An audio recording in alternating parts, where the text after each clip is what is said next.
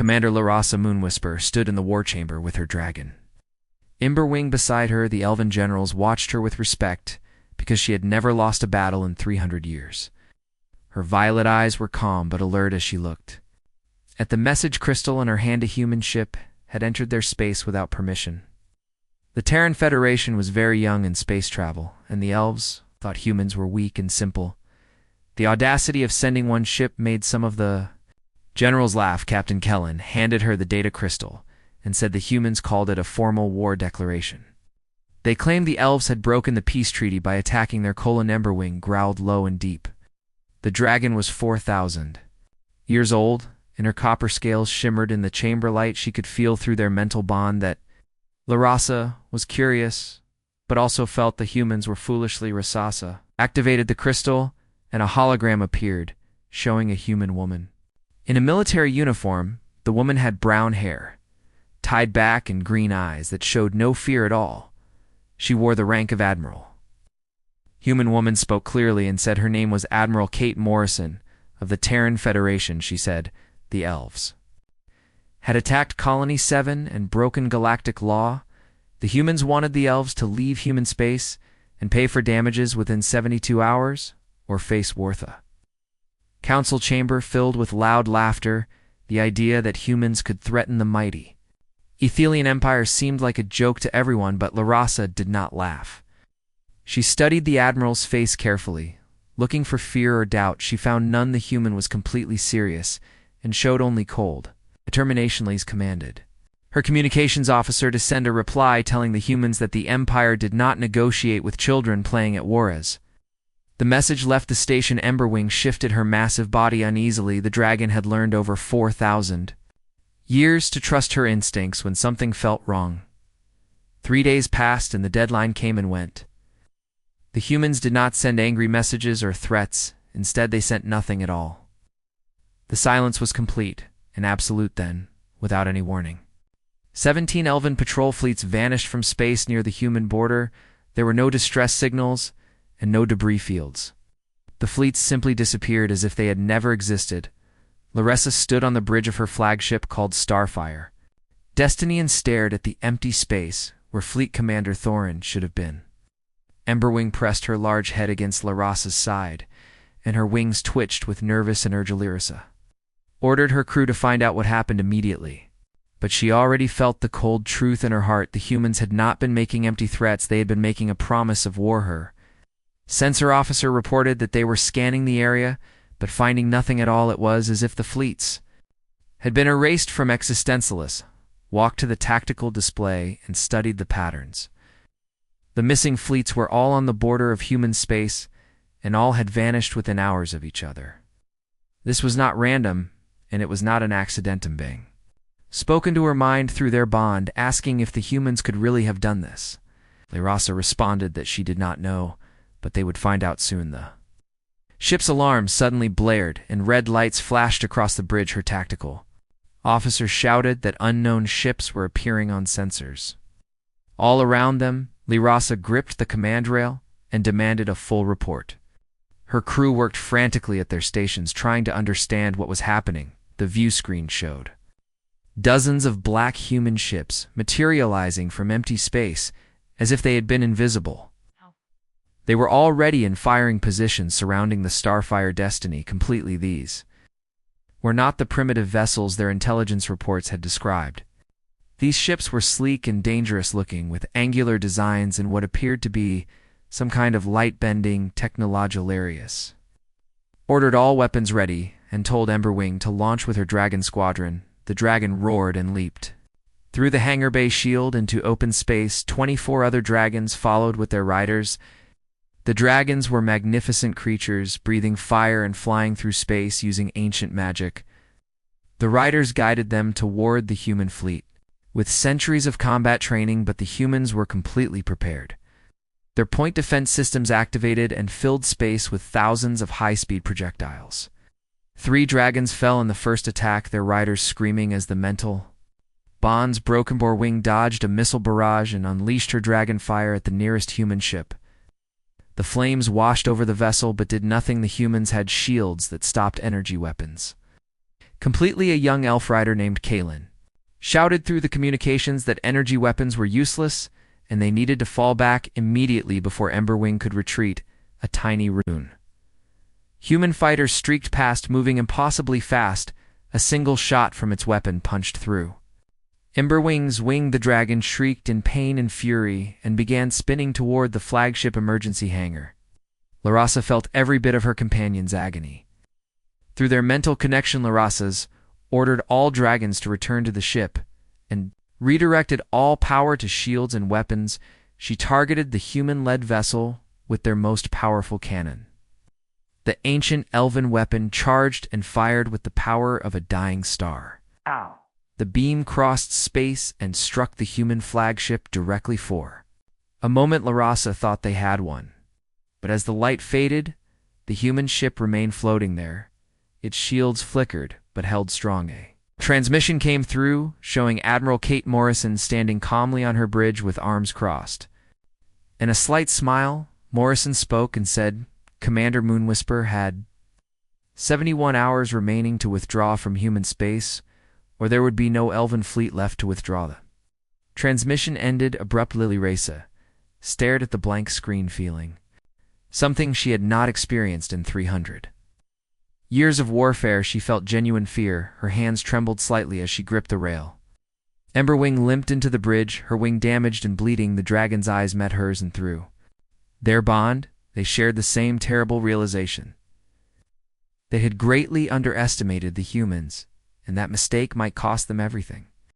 2 weeks had passed since the war began, and the Ethelian Empire still did not understand what they were fighting against. Larasa walked back and forth in the war room while Emberwing watched from her resting place. The dragon's tail moved with agitation as she healed from her wing injury. 43 fleets had vanished into nothing, not destroyed but simply gone.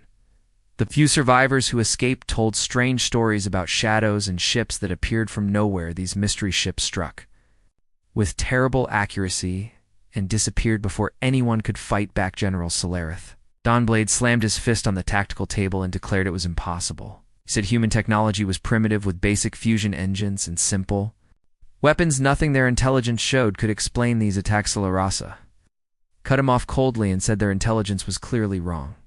She turned to ask her communications officer if there was any word from diplomatic channels. The officer reported that there was nothing at all. The humans had gone completely silent, with no demands and no negotiations.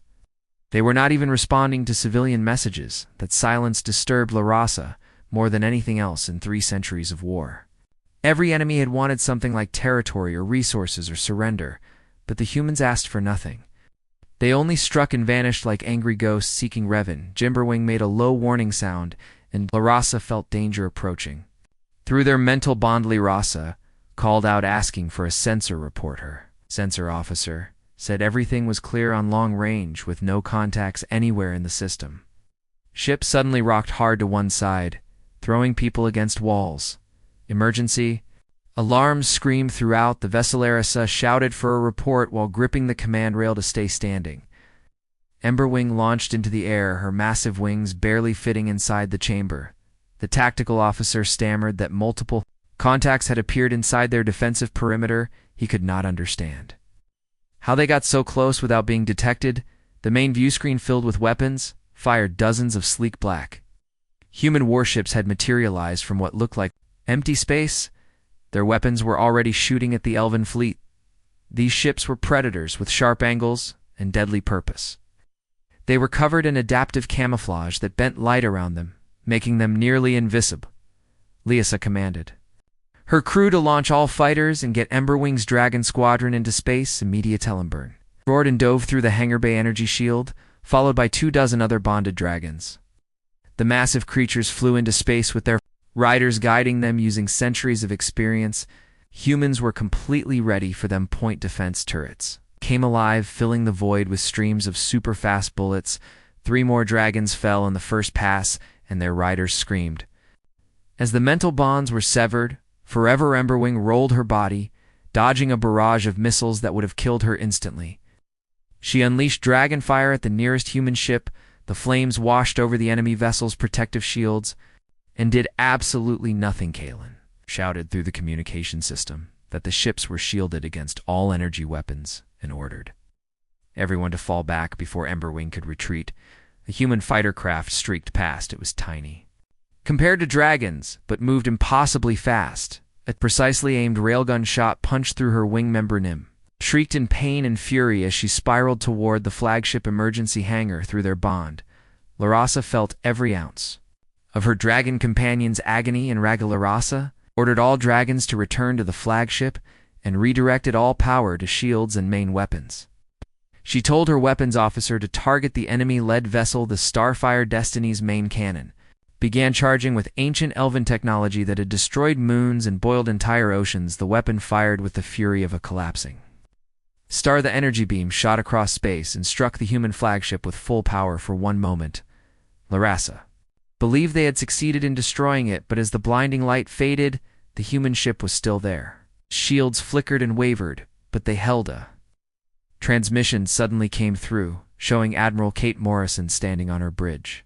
With arms crossed, she wore a slight smile on her face. Morrison spoke calmly, saying, "Commander Moonwhisper, it's 71 hours left to withdraw from human space." She said if they did not leave, there would be no Ethelian fleet remaining. The transmission ended. Larasa stared at the dark screen, feeling cold fear run through her body. Emberwing limped onto the bridge with medical teams working on her damaged wing, though. Dragon's bright, intelligent eyes were now dim with pain and something worse, which was doubt. Larasa pressed her forehead against Emberwing's scaled face and whispered that they had badly underestimated their enemy. Through their mental bond, emotions flowed between them, including confusion and anger and a creeping uncertainty that neither wanted to admit. A voice interrupted them, and Larasa turned to see Lieutenant Maya Collins. Maya was a human liaison officer and one of the few Terrans who had stayed in Elven space after diplomatic relations began. The young woman's face was pale and conflicted. Maya said she had been told to give Larasa something if war started. She held out a data tablet and explained it was from Admiral Morisono. Larasa took the device and activated it. A file appeared with the title Project Enduring Flame and Human Military Doctrine Analysis.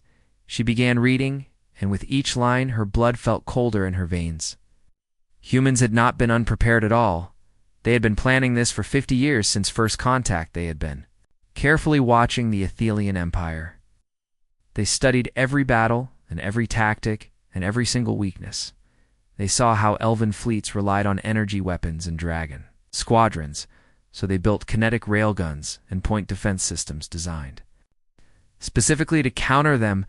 But there was more than just technology. The humans had learned about elven honor and culture.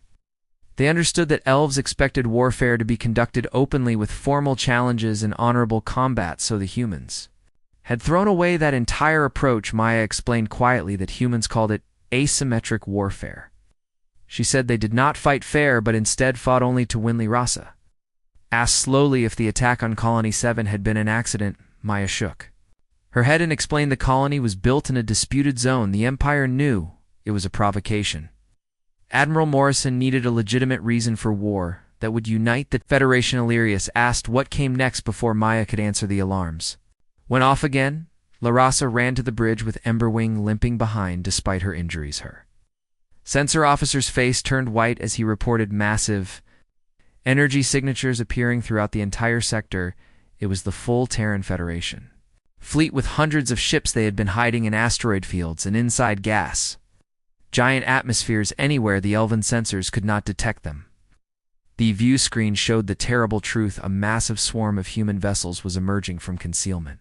They surrounded not just the Starfire Destiny, but every single Ethelian position in the Regine. Transmission crackled through the speakers. Admiral Morrison's voice told all elven forces they were surrounded and outgunned.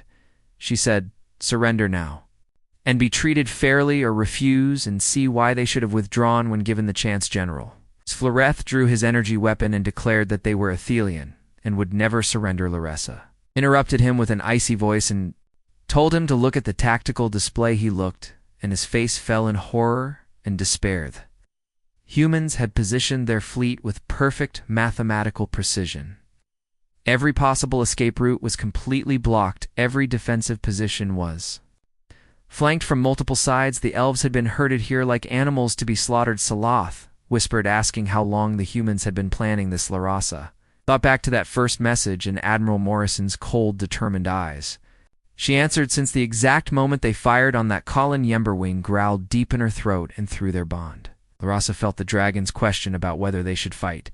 She looked at her crew and at the wounded dragons in the hangar and at the thousands of lives under her command. Then she looked at the human fleet, patient and ready, like a predatory Rasa. Decided they would fight, but not to win, only to survive long enough to find another way. Larasa found Emberwing. In the medical bay, where healers worked carefully on her magnificent damaged wing, the dragon's eyes, which were usually bright with fierce intelligence, were now dimmed with pain and something even worse, Alara suppressed. Her forehead gently against Emberwing's scaled snout and whispered that they had badly underestimated the humans through their deep mental bond. Emotions flowed freely between them, including confusion and anger and a creeping uncertainty that neither of them wanted to face. Say voice interrupted the quiet moment. Larasa turned to see Lieutenant Maya Collins standing nearby. The young human woman's face was very pale and showed signs of inner conflict. Maya said she assumed Larasa now understood what they were really fighting against. Larasa asked her to explain everything she knew. Maya pulled out a datapad and began showing files. She explained that humans had been preparing for this exact war for 50 years. They had watched every elven battle and studied every tactic. They saw the Empire's reliance on energy weapons and dragon squadrons, so the humans built kinetic weapons and point defense grids, specifically designed to counter those exact advantages. Maya continued, explaining that humans had also studied elven culture very carefully. They learned about honor codes and the expectation of formal open warfare. The humans decided to completely ignore those rules. Larasa asked about the attack on Colony 7 and whether it was really an accident. Maya slowly shook her head and explained the colony was established in a zone both sides claimed. The Empire knew it was a provocation. Admiral Morrison needed a legitimate cause for war that would unite all of humanity. Larasa felt sick, realizing they had walked straight into a carefully prepared trap. Maya said humans called it asymmetric warfare, which meant fighting without any concern for fairness or honor, only fighting to win at any cost. Before Larasa could respond, the ship's alarms began shrieking again. She immediately ran toward the bridge with Emberwing limping along behind her despite the pain from her injuries. Her sensor officer reported with a white face that massive energy signatures were appearing all throughout the sector. He stammered that it was the entire Terran Federation fleet with hundreds and hundreds of ships. They had been hiding everywhere. The elven sensors could not reach them inside asteroid fields and gas giant atmospheres and behind planetary bodies. Main view screen displayed the horrifying truth. A gigantic swarm of human vessels emerged from concealment like predators revealing themselves. They surrounded not just the Starfire Destiny, but every single Athelian military position in the entire region of Merle. Morrison's voice came through the communication system. Addressing all elven forces, she stated calmly that they were completely surrounded and heavily outgunned. She offered one chance to surrender and be treated according to laws of war if they refused. She promised to demonstrate exactly why they should have withdrawn when first given the opportunity. General Solarith drew his energy pistol and shouted that they were Athelian warriors who never surrendered to any. Larasa cut him off sharply and commanded him to look carefully at the tactical display. He looked at the holographic map, and his proud face fell into an expression of complete despair. The humans had positioned every single ship with mathematical perfection. Every escape route was totally blocked. Every defensive position was flanked from 3 or 4 sides. Simultaneously, the elven forces had been herded into this position like livestock being led to slaughter. General Solarith whispered in shock, asking how long the humans had been planning this trap. Larasa thought back to that very first message and remembered Admiral Morrison's cold, calculating eyes. She answered that the humans had been planning since the exact moment the Empire fired on Colony 7. Emberwing growled low and deep and through their bond. Larasa felt the dragon asking whether they should fight back. Larasa looked around at her exhausted crew. She saw the wounded dragons resting. In the hangar bay, she thought of the thousands of lives depending on her command decisions. Then she studied the human fleet waiting patiently like a predator that had already won shy, made her decision, and opened a direct channel to Admiral Morrison's Image appeared on the view screen, and Larasa saw something new in those green eyes. It was Curious Atiliasa, said she requested a formal parley between Commander Morrison. Studied her carefully and said Larasa had exactly 5 minutes to convince. Her Larasa countered by asking for 36 hours. Instead, she promised to prove she could end this entire war. If she failed, the elves would surrender unconditionally with no conditions. Morrison was silent for a long moment, clearly considering. The offer she finally asked what Larasa had in Minli Rasa, took a deep breath, and explained she was going to do something. No Ethelian commander had done in 1,000 years. She was going to tell the High Council the complete truth about how they had started a war they absolutely could not win. Morrison's eyebrows raised slightly in surprise. She said 36 hours, and warned that if Larasa failed or tried anything, the human fleet would attack. Immediately Arius agreed, and the transmission into Denverwing spoke into her mind, asking if she really believed the council would listen Larasa. Answered honestly that she did not know, but they had to try because the alternative was watching their entire civilization burn. She began composing the most important message of her very long life, a message that would either save the Ethelian Empire or doom it forever. High Council of Ethelian met in the Crystal Spire, which was an ancient structure, 10,000 years old. It stood at the very heart of their empire as a symbol of their power. Larasa stood before the 11 council elders, with Emberwing at her side. The dragon's presence gave her strength, even though Emberwing was still injured. High Counselor Valander, the Eternal, was the oldest among them. His eyes had witnessed the birth of stars. He regarded Larasa with those ancient eyes and asked why she had requested this emergency session. Noted that reports showed her sector was surrounded by human forces, yet she had not engaged them in battle. He demanded an explanation. Lias spoke bluntly, saying she had not engaged because doing so would be complete suicide. Council members stirred with shock at her words. Larasa continued, explaining that the humans had built a military force specifically designed to counter every single Ethelian advantage. Their energy weapons were useless against human shields.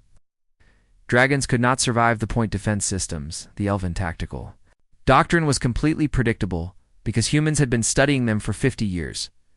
Counselor Marithia, who commanded Imperial Intelligence, laughed dismissively. She said that was impossible because their reports showed humans barely had interstellar. Capilotilius said coldly that those reports were completely wrong, and she had proof. She transmitted all the data Maya had given her about Project Enduring Flame. The council watched in heavy silence as the truth unfolded before them. 50 years of human preparation and intelligence gathering, a war machine built for one single purpose, which was destroying the Ethelian Empire. High Counselor Valander said slowly that the humans had known the Empire would eventually attack them. Larasa corrected him, saying the humans did not just know, they had ensured it would happen. Colony 7 was deliberate bait. They wanted this war on their terms at their chosen time, and Place Counselor Therian stood up angrily and declared they should mobilize the full might of the Empire. He shouted, about 10,000 fleets and 1,000,000 dragons. Larasa interrupted him, saying they already could not stand against what the humans currently had. Every fleet sent would play directly into human strategy. They would be isolated and destroyed one by one. The Empire would bleed itself completely dry trying to match human tactics. Umberwing rumbled in deep agreement and spoke aloud, which she rarely did, and counseled. The dragon's ancient voice filled the chamber, saying the young predator had become the elder hunter. They had not seen it happen because they were too proud to look complete. Silence fell over the council chamber. Finally, Valander asked what Larasa proposed. Dalarasa answered. With one word, negotiate, she said. Withdraw from human space and pay the reparations. Sue for peace, while they still had some leverage.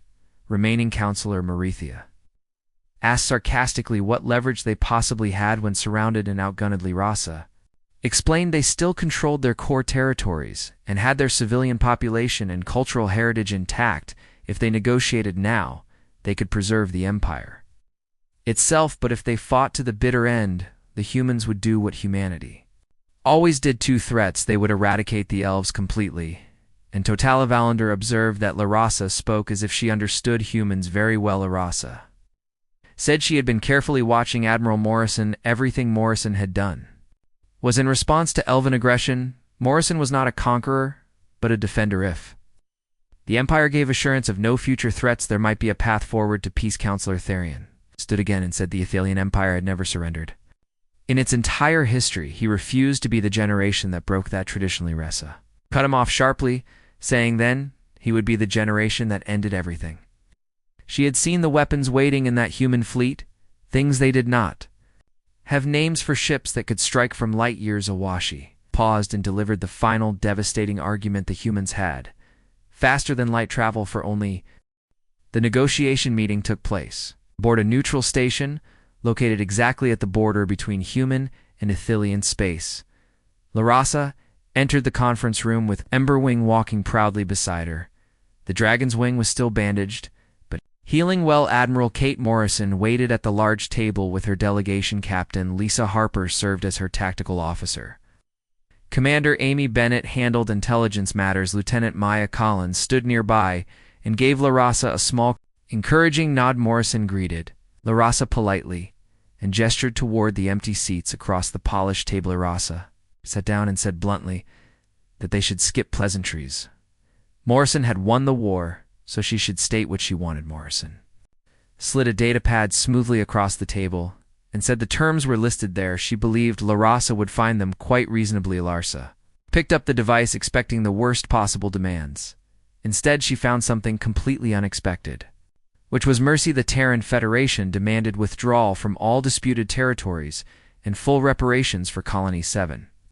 They wanted a demilitarized zone established between the two powers, but there were no demands for Ethelian territory itself, no requirements to completely disarm their military, no occupation forces, no tribute payments. Larasa said carefully that the terms were surprisingly generous.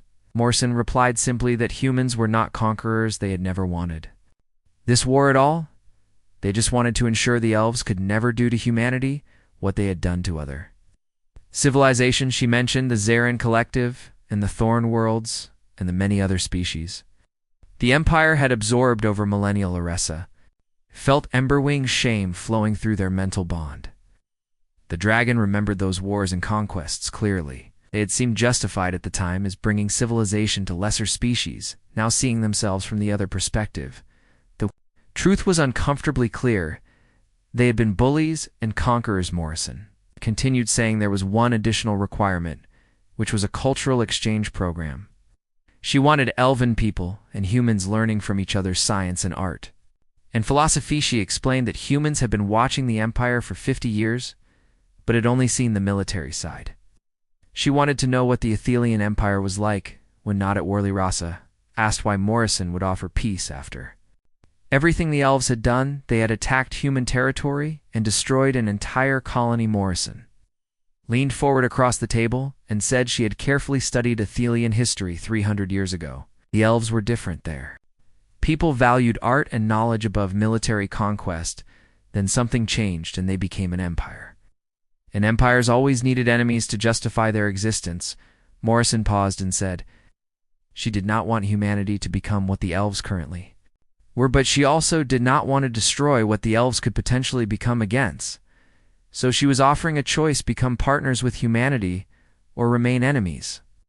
But Larasa needed to know that choosing to remain enemies meant humans would end the conflict permanently and complete. Illyrius looked deeply into Morrison's green eyes and saw not cruelty or hatred, but only iron determination. The human admiral meant every single word. Larasa said formally that on behalf of the High Council, the Athelian Empire accepted all terms and surrendered. Morrison extended her hand across the table. Larasa took it, and they shook hands in the human custom. Morrison asked what would happen now. Larasa said now they had to figure out how two very different civilizations could coexist peacefully. Morrison said she wanted to start by understanding how the bond between Larasa and Emberwing actually worked. Human psychologists were deeply fascinated by the concept of mental links between different species. Emberwing lifted her great head and studied Morrison with new interest through their bond. Larasa felt curiosity beginning to replace the dragon's earlier. Still, Talasa said slowly that might be arranged in exchange. She wanted to understand how humans developed stealth technology sophisticated enough to completely fool Advance. Elven Censors Morrison smiled genuinely and said she thought they could definitely arrange that trade of knowledge over the following month. Something remarkable and unexpected happened.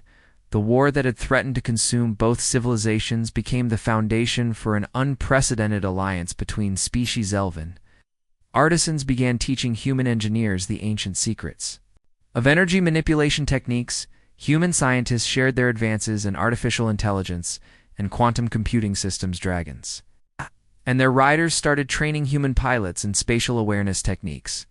These methods revolutionized human flight doctrine. Complete Illyrius and Morrison became unlikely friends, meeting regularly to discuss military strategy and philosophy and the future of the entire galaxy. Borwing even allowed Admiral Morrison to touch her copper scales. This was an incredible honor the dragon had granted to fewer than a dozen beings in her 4,000 years of life. 1 full year after the war officially ended, Larasa stood with Morrison on the observation deck of the new jointly built diplomatic station. They watched as Athelian and human ships conducted training exercises together. Morrison asked if Larasa knew what the history books would call this conflict. Larasa suggested it would be called the Human Athelian War. Morrison shook her head and said historians were calling it the Awakening. It was the moment when two advanced civilizations stopped seeing each other as threats. They started seeing each other as partners with incredible potential. Oneborn, who was resting nearby, with her wing completely healed, rumbled in deep agreement with that assessment. Laras smiled genuinely for the first time in many years. It was an expression of real hope she had not felt in centuries. She said one human war declaration had changed the galaxy forever, just not in the way anyone had expected it would. Morrison replied that the very best victories were the ones where everyone actually won something valuable. Below them in the vast space, a wing of sleek human fighters flew in perfect formation with a flight of magnificent dragons. Their movements were completely synchronized, showing unified purpose. Future remained uncertain in many ways, but for the first time in a very long time, it also seemed genuinely bright with possibility. The darkness between distant stars, other civilizations watched these events carefully and learned a simple but important truth: humanity did not fight wars to conquer territory or dominate others. They fought to be left alone in peace. But if anyone forced them into conflict, they would demonstrate exactly why they had climbed from primitive caves to conquer the stars in just a few thousand years. And then, if their enemies were wise enough to surrender with dignity, they would show something even more remarkable. They would show how to become better than what you were before. The galaxy would never be the same again. And that was actually a very good thing for everyone involved. 5 years had passed since the war ended, and the galaxy had transformed in ways nobody could have predicted.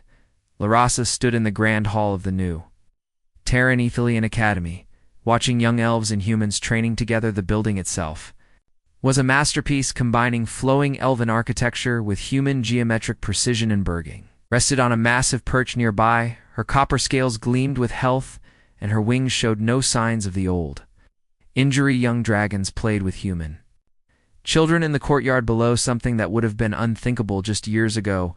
Admiral Kate Morrison entered the hall wearing civilian clothes now that she had retired from active military service. She walked over to Larasa with a warm smile. Morrison said the first graduating class would be the largest yet, with over 2,000 students from both civilizations. Lias replied that it was remarkable how quickly the young ones adapted. They did not carry the old prejudices and fears. The children simply saw each other as friends and fellow students.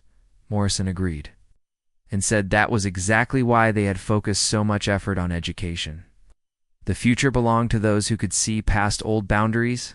Captain Lisa Harper approached them, carrying several data pads. She reported that the Joint Defense Fleet was now fully operational. 12 carriers with mixed crews of humans and elves protected the border. Territory Eslius noted that was good because recent reports showed the Krell Empire was becoming aggressive in nearby sectors. Morrison's expression became serious. She said the Krell had attacked 2 independent colonies in the past month alone. The attacks were brutal and showed no mercy for civilians. Lisa asked if Morrison thought the Krell would test their alliance. Morrison said she was certain they would. The Krell saw kindness as weakness. They would not believe that former enemies could truly work together until proven wrong. Boardwing lifted her massive head and spoke aloud, saying the Krell would learn the same lesson the Athelian Empire had learned: fighting humanity was a terrible mistake. Oh, they would also learn that fighting the Alliance was even worse, because it combined human innovation with elven experience. 3 weeks later, the predicted test came. Krell warships attacked a joint colony called New Hope that housed both human and elven families. The attack was savage and clearly designed to break the Alliance by forcing each side to blame the other for poor defenses. It had the opposite effect. Larasa stood on the bridge of her new ship, the Unity, which was built using both human and elven technology. Admiral Morrison commanded the human flagship Resolve. Nearby, the joint fleet moved as one coordinated force toward the Krell attack group. Imberwing flew alongside human starfighters, her rider Kalin coordinating with the human pilots through shared communication systems. The dragons had learned to work with point defense grids instead of against them. When they engaged the Krell, the battle was swift and decisive. Human railguns punched through Krell armor, while elven energy weapons overloaded their shields. Dragons struck with precision, guided by human targeting systems. The Krell commander sent a message demanding to know who dared attack the mighty Krell Empire. Morrison replied calmly that they were the Terran Athelian Alliance, and they protected their people. She said the Krell had one chance to withdraw immediately and pay reparations for the colony attacked. The Krell commander laughed and said they would crush this weak alliance. Stopped laughing when 300 ships appeared on his sensors, both human and elven vessels. Working together in perfect coordination, the Krell fleet fled and never returned to that sector again after the battle. Irasa and Morrison met in the command center of the Unity. Morrison said the Alliance had passed its first real test. She believed other civilizations were watching and would think carefully before challenging them. Irasa agreed, but added that military strength alone was not enough. They needed to show the galaxy what peaceful cooperation could achieve over the next 2 years. They did exactly that. The Alliance established medical stations that provided free healthcare to any species. Joint research teams made breakthroughs in faster-than-light travel and energy production. They created the Galactic Development Fund, which helped less advanced civilizations improve their technology and quality of life without forcing them to join any empire their species began to notice, and some asked to join the Alliance as equal partners. The Zareen Collective, whose people had once been conquered by the Athelian Empire, sent ambassadors asking for forgiveness and partnership. Lears met with the Zarian delegates personally. She apologized formally for the crimes of the old empire and offered full reparations. The Zarian leader said forgiveness was possible because the elves had clearly changed. She said seeing them work as equals with humans proved that change was genuine. The Zarian Collective became the third member of the Alliance within 5 more years. 8 different civilizations had joined as equal partners. Each brought unique skills and knowledge. The Thrathi were master builders who could construct space stations in weeks. The Thrana had natural abilities in medicine and healing. The Corvin understood mathematics and navigation better than anyone. Together, they created something the galaxy had never seen before. A true alliance based on mutual respect rather than conquest or domination. Liesis now served as the Alliance Council's senior military advisor. She was no longer a conqueror, but a protector. In Barnes spent her time teaching young dragons and their riders about honor and responsibility. The ancient dragon had found new purpose in shaping the next generation. One evening, Larasa and Morrison sat together on a balcony overlooking the Alliance capital city. Below them, millions of beings from dozens of species lived and worked together. Morrison said she had been thinking about that first meeting when Lyrasa surrendered. She admitted she had not been sure if the elves would truly change. Larasa smiled and said she understood the doubt. She had not been certain either. The empire had been built on conquest for so long that changing seemed possible, but Morrison had shown her something important. Mercy was not weakness, and cooperation was stronger than domination. Morrison replied that Larasa had taught her something as well. Military victory was meaningless without a plan for lasting peace. They sat in comfortable silence, watching the city lights. Emberwing landed nearby, her scales shimmering in the evening light. The dragon said through their bond that she was proud of what they had built together. Larasa agreed silently, saying she had lived for over 500 years, but these last years had been the most meaningful. Morrison asked what LaRasa thought would happen next. LaRasa considered carefully and said the alliance would continue to grow eventually. It might encompass most of the galaxy, but there would always be threats from those who preferred conquest to cooperation. The Krell were still dangerous, and there were other aggressive empires in distant sectors, Morrison said. That was fine, because the alliance was ready whatever challenges came. They would face them together. She added that one human war declaration had indeed changed the galaxy forever. But the real change was not the war itself. It was what came after, when former enemies chose to become partners instead of continuing the cycle of violence. Elisa raised her glass in the human tradition of toasting. Morrison did the same. They toasted to peace and cooperation in the future they were building together. Below them the city continued to thrive, a living symbol that different species could not just coexist but flourish together. Inberging spread her great wings and roared her approval. The sound echoed across the city, and young dragons answered from their perches. The age of empires was ending, a new age was beginning, and it would be better than anything that had come before. In the darkness between stars, other civilizations continued to watch. Some with hope and some with fear, but all of them understood one fundamental truth: the galaxy had changed forever, and those who adapted would thrive, while those who clung to the old ways of conquest and domination would be left behind. The alliance stood ready to defend the innocent and welcome those who sought peace, and, if anyone was foolish enough to threaten them, they would learn what humanity had taught the Athalian Empire, that the strongest force in the universe was not weapons or numbers, but beings of different worlds choosing to stand together. That lesson would echo through the galaxy for generations to come, shaping the future in ways beyond imagination. This was the legacy of one human war declaration, and the elf commander who was wise enough to accept defeat and brave enough to embrace change. Together, they had built something eternal.